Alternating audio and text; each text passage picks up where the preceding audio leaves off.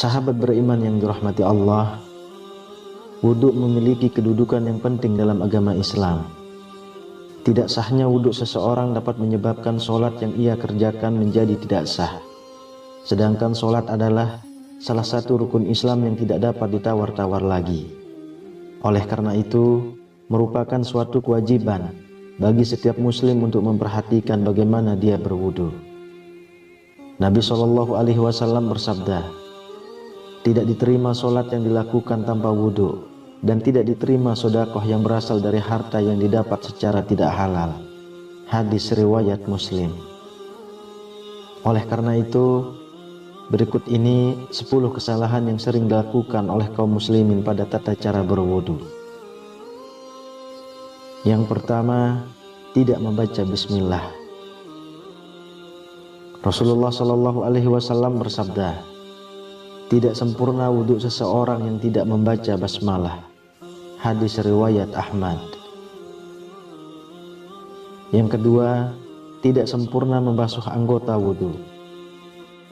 Tidak sempurna dalam membasuh anggota wudhu dan mengakibatkan ada sebagian anggota wudhu yang tidak terbasuh oleh air. Imam Al-Bukhari rahimahullah meriwayatkan dalam kitab sahihnya dari Muhammad bin Ziyad, dia berkata, aku mendengar Abu Hurairah radhiyallahu anhu, saat itu beliau melewati kami dan orang-orang sedang berwudu. Sempurnakanlah wudu kalian. Sesungguhnya Rasulullah SAW bersabda, celakalah tumit-tumit yang tidak terbasuh air ketika berwudu dari api neraka. Dan dari Khalid bin Mi'dan, dari sebagian istri-istri Rasulullah SAW, sesungguhnya Rasulullah SAW melihat seorang laki-laki yang sholat, sedangkan di punggung kakinya terdapat bagian mengkilap karena tidak terbasuh oleh air wudhu, seukuran uang dirham atau uang logam. Maka Nabi menyuruhnya untuk mengulang wudhunya. Hadis riwayat Imam Ahmad, dan Abu Daud menambahkan, dan mengulang sholat.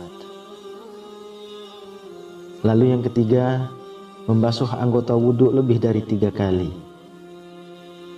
Ini adalah was-was dari setan, karena Nabi SAW tidak pernah menambah cucian dalam wudhu lebih dari 3 kali. Sebagaimana yang sabit dalam Sahih Al-Bukhari, bahwa Nabi SAW berwudhu 3 kali. Maka yang wajib atas seorang muslim adalah membuang semua was-was dan keraguan-raguan yang muncul setelah selesainya wudhu, dan jangan dia menambah lebih dari 3 kali cucian untuk menolak was-was yang merupakan salah satu dari tipuan setan. Yang keempat, boros dalam penggunaan air. Ini adalah terlarang berdasarkan firman Allah Subhanahu wa ta'ala, dan janganlah kalian berlebih-lebihan, sesungguhnya Allah tidak menyukai orang-orang yang berlebih-lebihan. Quran Surah Al-An'am ayat 141 dan Al-A'raf ayat 31. Rasulullah pun bersabda tentang hal ini, janganlah kalian boros dalam penggunaan air. Maka beliau saat berkata, apakah dalam masalah air ada pemborosan? Beliau bersabda, iya, walaupun kamu berada di sungai yang banyak airnya. Hadis riwayat Ahmad. Yang kelima, menyebut nama Allah di dalam WC atau masuk ke dalamnya dengan membawa sesuatu di dalamnya terdapat zikir kepada Allah. Ini adalah hal yang makruh, maka sepantasnya bagi seorang muslim untuk menjauhinya. Dari Ibnu Umar radhiyallahu anhu, beliau berkata, ada seorang lelaki yang berlalu sementara Rasulullah SAW sedang kencing. Maka orang itu pun mengucapkan salam, tapi Nabi tidak membalas salamnya. Hadis riwayat Muslim. Hal ini karena menjawab salam adalah termasuk zikir. Yang keenam, beristinja atau mencuci dubur setelah buang angin. Tidak ada istinja ketika buang angin atau kentut. Istinja hanya pada buang air kecil dan buang air besar. Maka tidak disyariatkan bagi orang yang kentut untuk beristinja sebelum berwudu, sebagaimana yang dilakukan oleh sebagian orang.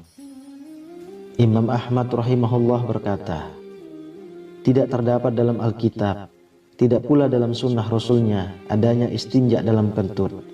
Yang ada hanyalah wudu. Yang ketujuh, tertidur kemudian tidak mengulang wudu. Sebagian orang tertidur di masjid, kemudian apabila iqamah dikumandangkan, dibangunkan oleh orang di sebelahnya, lalu langsung bangkit sholat tanpa berwudu lagi. Orang yang seperti ini wajib baginya untuk berwudu, karena dia lelap dalam tidurnya. Adapun kalau dia sekedar mengantuk dan tidur ringan, sehingga masih mengetahui siapa yang ada di sekitarnya, maka tidak wajib baginya untuk berwudu lagi. Yang kedelapan, meninggalkan istinsya dan istinsyar.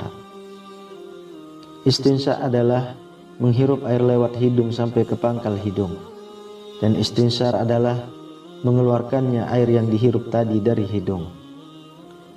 Sebagian kaum muslimin ketika berwudu hanya memasukkan jarinya yang basah ke dalam hidung.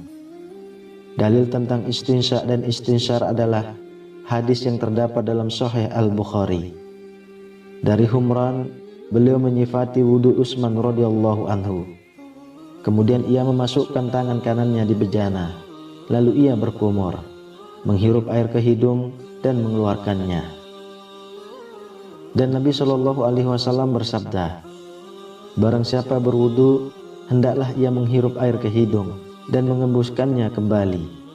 Dan barang siapa yang melakukan istijmar atau bersuci dari buang air besar dengan batu, hendaklah melakukannya dengan ganjil atau tidak genap.